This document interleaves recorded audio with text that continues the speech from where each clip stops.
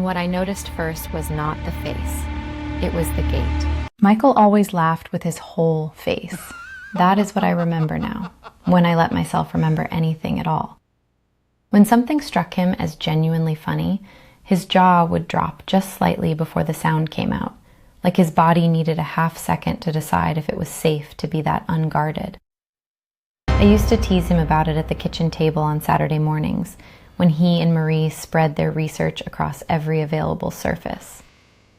I used to think it was the most disarming thing about him. I don't think that anymore. He and Marie had moved into my house in Bay City 6 months before the blue moon, trading their separate apartments for the practical math of shared rent and the less practical obsession they had with each other's company. I had the space, they had the need. It made sense on paper, the way most things do until they don't. What I had not accounted for was the dog man. That is what they called it. Not the way you call something by a name because it is convenient, but the way you call something by a name because you are afraid to leave it unnamed. Michael had boxes of research, old newspaper clippings, printed transcripts of radio broadcasts from the 90s, kept in a manila folder labeled in his careful handwriting, Steve Cook, 1987. Marie had her own system, journals filled with witness accounts, organized by county, by moon cycle, by season. She treated those journals the way some people treat scripture. Marie had a habit, when she found a passage that confirmed something she had long suspected, of going completely still. Her hands would stop moving. Her eyes would lose their focus. She would be physically present in the room, but somewhere else entirely, processing something the rest of the world had not yet caught up to. I used to think it looked like someone listening to a frequency nobody else could hear. I thought it was a little strange. I don't think that anymore either. I called it folklore. I said it with the particular brand of affection you reserve for people you love, even when you think they are being ridiculous. I said it every Saturday while I poured my coffee and half listened to their theories and went on with the sensible business of my actual life. I believed in things you could touch. Property taxes, reliable cars, the safety of streetlights. The dogman was an old wives' tale used to keep hikers from wandering too deep into the brush. And I was not a hiker, and I did not wander, and that was that. I should have listened. It started with the fence. I came home from work on a Thursday in April and found the cedar posts along the backyard scored with long parallel gouges, deep and rhythmic, cut into the wood at a height that made me stop walking when I noticed it. Something had dragged its fingers down those posts with patience, with intention, not tearing, testing. I told myself it was a neighbor's dog, a big one. I told myself this several times across several days, which should have been my first warning. Then came the pool filter. I don't talk about the pool filter if I can help it, but here is what I found. Dark, coarse clumps of hair, wet and matted, pressed deep into the mesh. It did not smell like dog. It did not smell like anything I had a name for. It smelled like musk, and something older and darker underneath the musk, something mineral and cold, like the bottom of a river where something large had been lying still for a very long time. Marie crouched beside me and looked at it and said, very quietly, that the density was consistent with a shedding pattern she had documented in 3 separate county reports. Then she went still in the way she had, her eyes losing focus, her hands flat and motionless on her thighs. I threw it away. I did not say anything else. But I started sleeping with my bedroom door locked after that, and I told myself that was just a new habit and not evidence of anything. The last week of May, Adam called me. Again. He had been calling all month. He is one of those friends who calls instead of texts, which I had always loved about him. And in any other month, I would have looked forward to seeing his name on the screen. But the blue moon had turned his calls into something I had started to quietly dread, because every one of them was another invitation I was going to have to find a way to decline, and I was running out of reasons that didn't require me to say the thing I could not say. The thing I could not say was this. Something about the blue moon made my skin feel wrong. It had started in the first week of May, the same week Adam first mentioned the clearing east of town. He had found an article about blue moon folklore and sent it with an excited string of texts before giving up on typing and just calling instead. His voice that evening had been pure, uncomplicated joy. He talked about the quality of light a second full moon produces, about how this particular alignment had not landed on May 31st in years, about how it was the kind of night people talk about for decades afterward. He had it circled on his calendar, which he photographed and sent to me as proof, and I had smiled at the picture in spite of myself, because that was exactly the kind of thing Adam did, and I loved him for it. Hey, Mandy, you do not want to miss this. It'll be so much fun. Me, you, the moon. It just can't go wrong. But underneath the smile, something else was sitting, low and persistent, the way a sound you cannot identify sits beneath a room. I noticed it and set it aside. I noticed it again the following week, when Adam called to say he had confirmed the clearing would give them an unobstructed sightline to the east. I set it aside again. By the third week of May, I had stopped being able to set it aside. I could not name it. That was the part my rational mind kept reaching for and kept failing to grip. It was not fear of the dark. It was not anxiety about the drive. It was something more specific than either of those things, and less specific at the same time. Closer to the sensation of standing in a doorway and being unable to decide whether you are entering or leaving. Your body refusing to commit to either direction, while your mind argues that you are being ridiculous and should just choose already. Michael's and Marie's blue moon research had not helped. The closer the date came, the quieter their voices got in the evenings. Not excited quiet, the other kind. Adam called for the last time on the evening of May 31st. His voice had the particular warmth of someone who has been waiting all month for something, and it has finally arrived. He wanted me to drive east with him, to the clearing where the sky opened wide enough to watch the blue moon rise without interference from streetlights. He said it would be worth seeing. I almost said yes. I nearly did.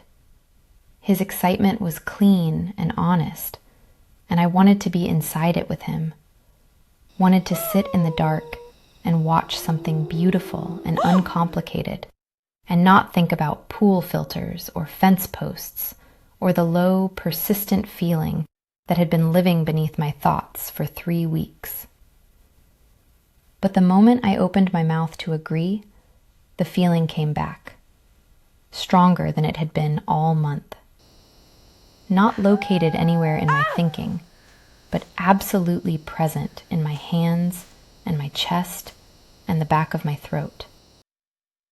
And what it told me, without language, without reason, without anything I could have defended to another person, was that I needed to be inside tonight, behind walls, with the deadbolt turned and the lights on, and the streetlights pressing the dark back where it belonged, where things had names and explanations and stayed where you put them. What it told me was that the blue moon was not something I wanted to be outside for. I told Adam I was tired. I told him to send pictures. He laughed and said he would try. I stood at the kitchen sink after the call and looked out the window at the backyard. And for one moment, only one, I thought I saw something at the edge of the tree line beyond the fence. A shape, vertical and still, and too wide across the shoulders to be the shadow of a branch. The yard light flickered. When my eyes adjusted, there was nothing there. I told myself I was tired. I went back to the living room and turned on the television. and did not look out the window again. Michael and Marie left together around 9. I heard them in the hallway, their voices low and specific, in the way of people who have developed a shared language you were never invited into. Marie said something I couldn't make out. Michael laughed, his whole face in it, the jaw dropping just slightly before the sound. And then the front door closed. I was alone. I told myself it was fine. I sat on the couch with the television on and the volume turned low because I needed the sound but couldn't focus on the picture. The house settled around me the way houses do at night. Small creaks and adjustments. The refrigerator cycling on and off. The particular rhythm of a building I had lived in long enough to know by feel. Nothing unusual. Nothing wrong. At 10:47, I turned the television off. I don't know why I did that. I remember making the choice deliberately, my hand reaching for the remote, my thumb pressing the button, and then immediately wishing I hadn't, because the silence that replaced the sound was not neutral. It was not the ordinary silence of a house resting. It had a weight to it, a density. It pressed against my ears the way silence does when something else is listening inside it. I told myself I was tired. I told myself the fence was a neighbor's dog. I told myself the smell in the pool filter had a rational explanation I simply hadn't found yet. I picked up my phone to call Adam. I put it back down. Calling Adam meant saying out loud what I was feeling, and saying it out loud meant taking it seriously. And I had spent 34 years believing that things had rational explanations if you were patient enough to find them. I was not going to dismantle that. Not for a feeling. Not for weighted silence in an empty house at 11 o'clock at night. I decided to go to bed. I was halfway down the hallway when I heard it. It was not a crash. It was not a growl. It was not anything with an obvious name. It was softer than that. A low, muffled exhale, resonant and slow.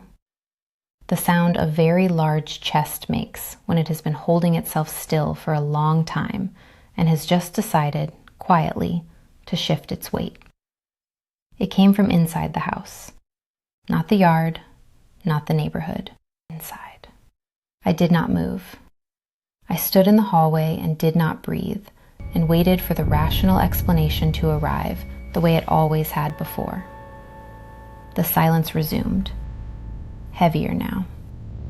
My flashlight was in the kitchen drawer.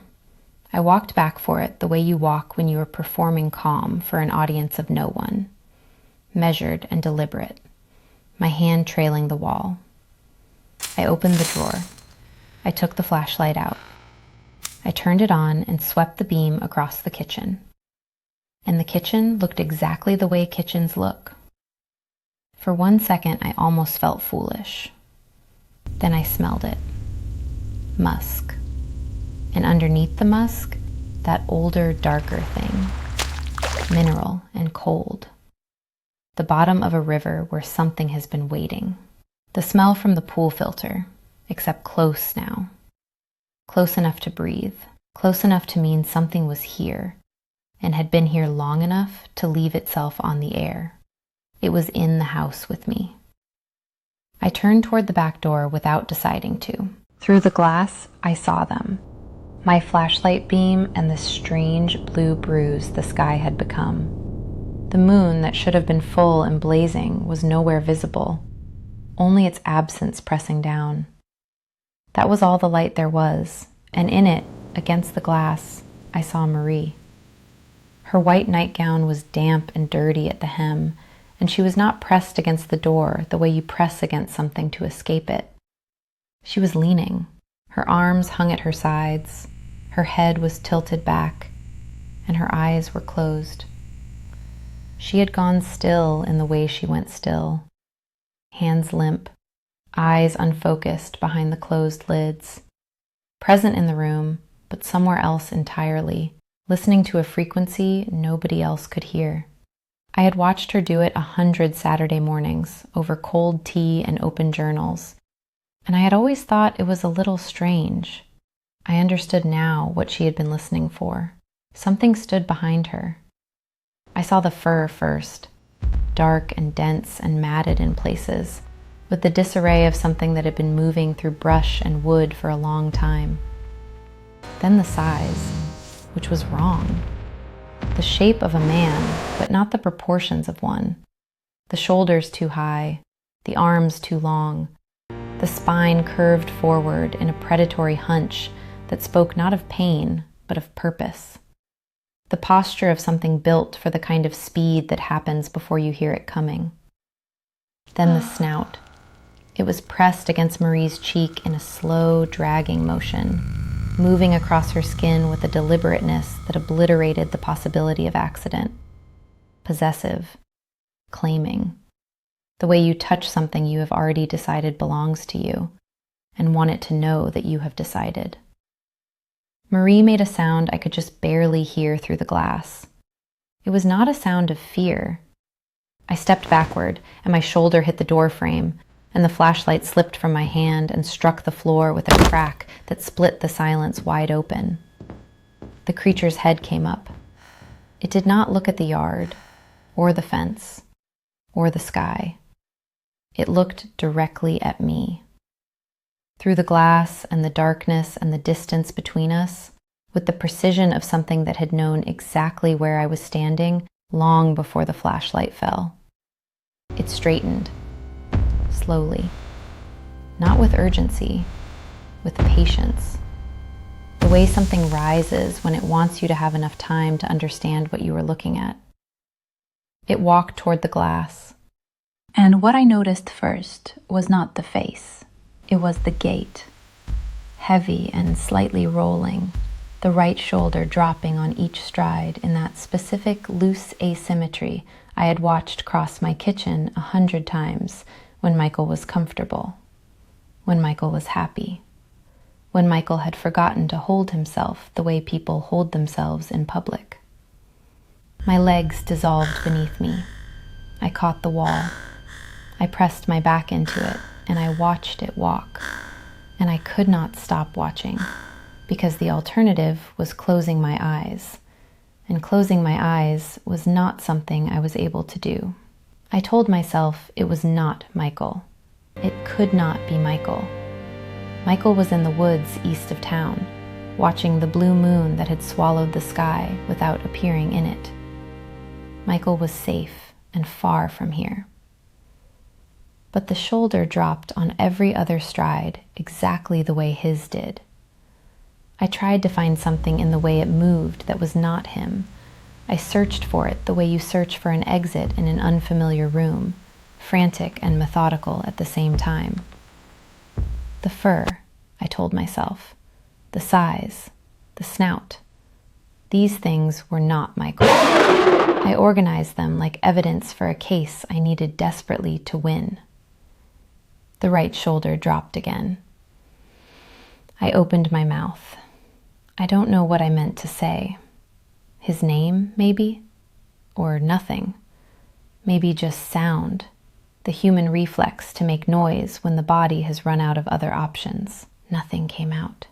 It stopped at the glass. My fallen flashlight illuminated it from below, throwing the angles of its face into sharp relief. The snout, the dense, dark fur, the jaw, which was wider than a jaw should be, hinged differently, carrying more teeth than any mouth had a right to carry. And then it smiled, not with the mouth, not first.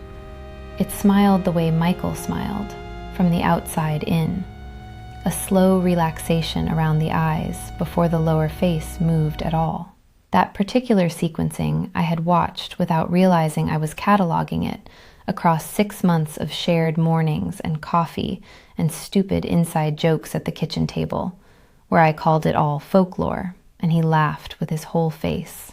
The jaw dropped slightly before the sound came out. The gap opened, wide, too wide, hinged wrong. And in the space where the laugh should have been, that ruined aperture filled with too many teeth, I heard my name. It came out broken. The vowels stretched into shapes they were not supposed to hold, filtered through a throat that had been rearranged for sounds that were not human. But the cadence was his, the particular weight he put on each syllable when he said it across a kitchen table, the rhythm of someone who had used my name many times in many ordinary moments and was now using it for something that was not ordinary at all. He knew I was still there. He wanted me to know that he knew. I ran. I don't remember the decision to run. I don't remember turning. I remember the hallway beneath my feet, and then the living room, and then the cold shock of the front door handle in my hand. The deadbolt I had turned myself less than an hour before was now working against me. My fingers slipped once before it gave. The night air hit my face. My bare feet hit the pavement, and the cold of it registered somewhere distant, below the part of me that was still functioning. I did not look back. That was the only rule I was capable of holding. Do not look back. Because if I looked back, I would know how far behind it was. And if I knew how far behind it was, I would have to calculate whether running was going to be enough. And if I started calculating that, I would stop moving entirely. So I ran, and I did not look back. And I counted porch lights the way you count anything when the only alternative is thinking. 1, and then 2, and then the next one, and the one after that. My legs decided without consulting me that they were finished. I went down onto my knees in someone's damp front yard, with my hands in the grass, and the sound of my own breathing was so loud I could not hear anything else. I stayed like that until I was sure the breathing was only mine. I called Adam from that yard, sitting in the damp grass with my back against a stranger's fence, and I said things I don't repeat now, because hearing them reconstructed in Adam's careful voice later made them real in a way I am not always prepared for. He came and got me. That was May 31st, 2026. When the neighbors looked over the fence the next morning, they found an empty house and a pool filter packed tight with dark, coarse hair. The fence posts along the backyard bore a new set of gouges, deeper than the ones from April, cut at a height no dog had ever reached. The police took a report. They used the word vandalism. They were kind about it. Michael and Marie did not come home. I moved out that week. I don't tell people where I went. I have a deadbolt now, and a motion light in the backyard. And every morning, without exception, I check whatever filter or screen or mesh is closest to the outside, because the habit is in me now, and I cannot remove it. Not because I believe it will protect me, because he knows where I live, and he knows that I know what he is. And I have learned, late and badly, and at a cost I am still counting, that a blue moon only needs one night to change something forever. It does not need that thing to ever change back.